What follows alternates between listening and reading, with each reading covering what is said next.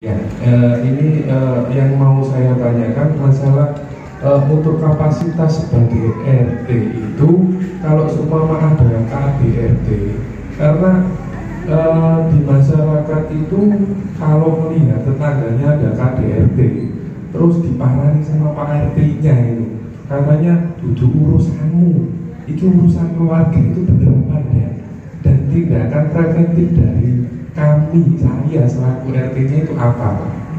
Terus poin kedua yang saya tanyakan juga itu ada beberapa keluarga di mana dia itu bilangnya nikah siri, tapi kita bingung formnya itu resminya kayak gimana gitu Pak. Soalnya takutnya kalau bilangnya nikah siri nanti ada bukti tertulis hanya seperti kertas folio, tiba-tiba istrinya datang yang asli nabrak RTD bener. Mungkin nanti ada penjelasannya untuk tindakan preventifnya dari RT gimana gitu Pak. Pak Dedi ya selaku ketua RT,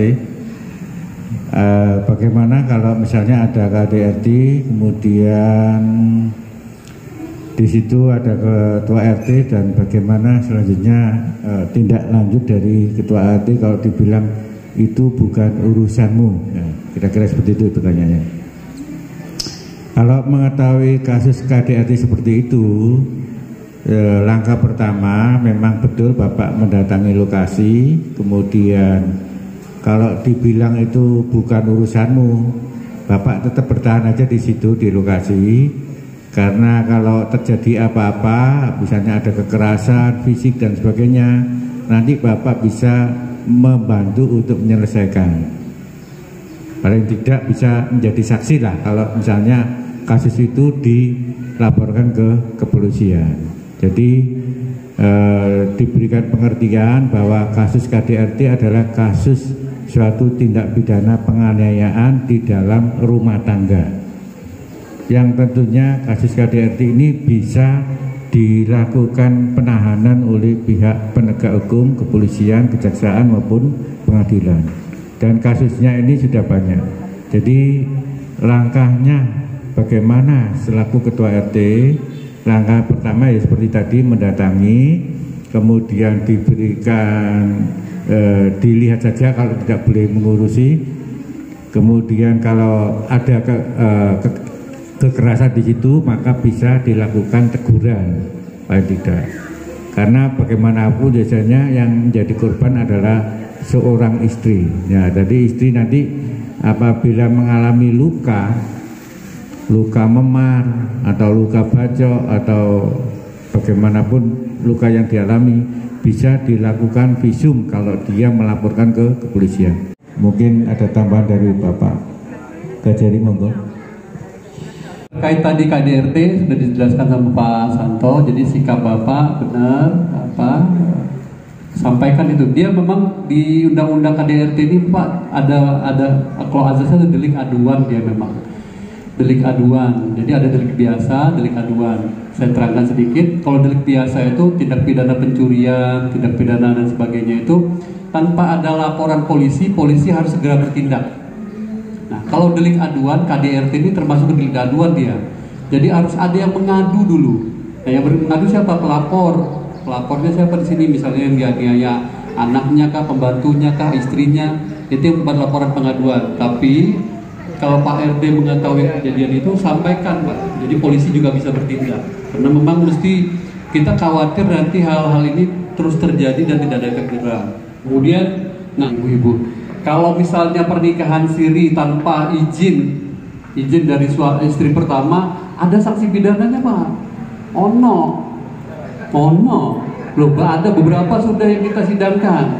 Jadi kalau misalnya masih nikah diam-diam, wes gendaan meneh, maaf ya, rabi lagi tanpa izin persetujuan istri pertama, di KUHP pun diatur Pak itu, pasal 279.